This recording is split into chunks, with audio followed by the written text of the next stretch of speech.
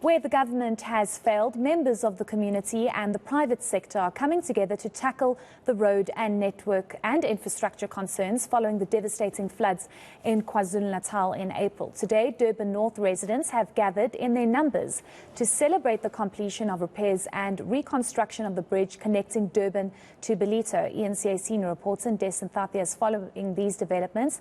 Let's cross over to him now for the latest. Des, I remember having covered the story where the community was just completely fed up and so desperate to have that particular bridge repaired and fixed because it was so taxing and they were unable to use that particular route. It seems as though they have managed to fix it. Tell us more.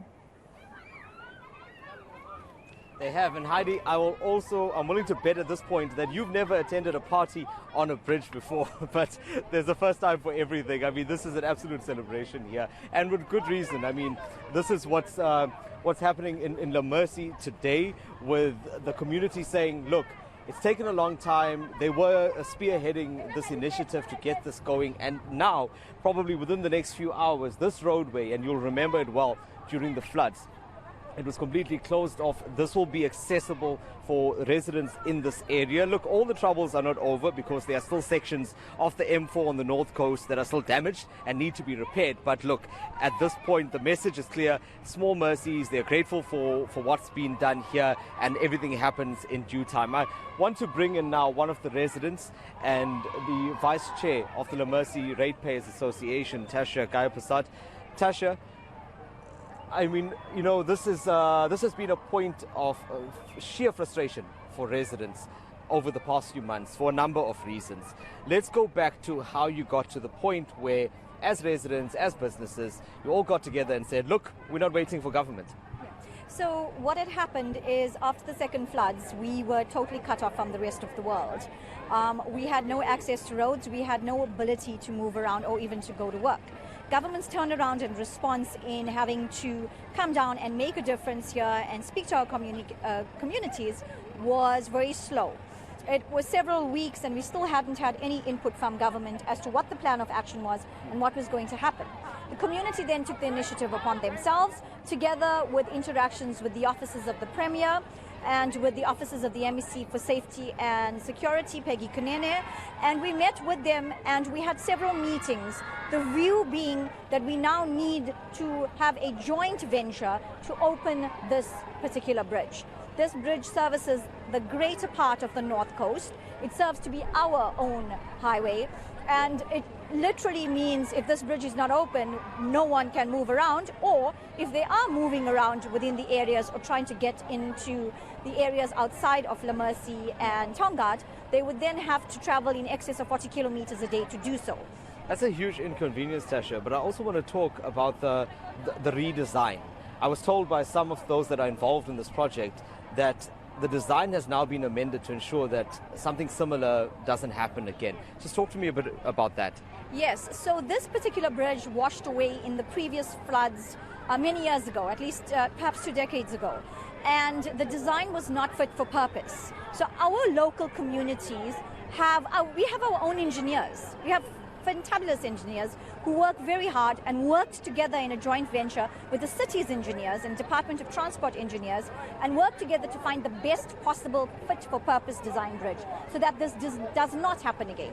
Of course, in like most things in life, there isn't any guarantee that it wouldn't happen again. But what we've done is ensure that this particular design meets the best possible version for a flood of this nature and size to not wash the bridge away again, which for us is critical. It cannot be closed again. This community has suffered the financial effects of having to use additional side roads and back roads, even cutting through the sugarcane fields to try and get back and to connect with the civilization. So it's been very difficult, and what we've done is tried to make sure that there's the best possible design, fit-for-purpose bridge where this minimizes the risk of ever happening again. Tasha, just in closing, we've gotten to a point now where all of that frustration has now culminated in a celebration, which is what we see now. And although it's been really amazing being at your party on a bridge, but there's a good cause here as well, right? I mean, you've got the community coming together. That was also part of how this got going in the first place. but I'm told that a lot of this is happening to raise funds and donations which will be used for a good cause. Yes, so just historically, we've had COVID-19, which has affected all our organizations on the North Coast and the country quite adversely. Then we've had the riots, which in turn has also affected our communities, and then the floods. Civil organizations like the Tonga Child Welfare and all our civics have been very badly affected. This particular fundraiser goes towards Tonga Child Welfare, who incidentally have also offered support to our communities during the floods. We had very much of a reciprocal relationship where Tonga Child Welfare gives to us and we in turn give back. That is the purpose of community.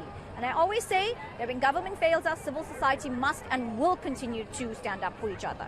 Thank you so much for your time, Tasha Gaya Prasad. Heidi, you would have seen a jumping castle here. I think that looks very tempting, and since I'll never get this opportunity again, I think I may as well take advantage of the opportunity. But a very happy moment for the residents here, certainly.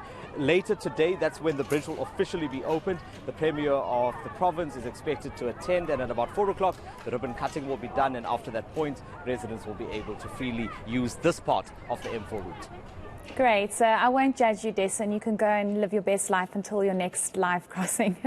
Thank you so much for your time. That is our senior reporter, Des Nthafi, and such a positive story, I think. Residents were really frustrated and they decided not to wait for government to fix that bridge, but rather get together and sort it out themselves.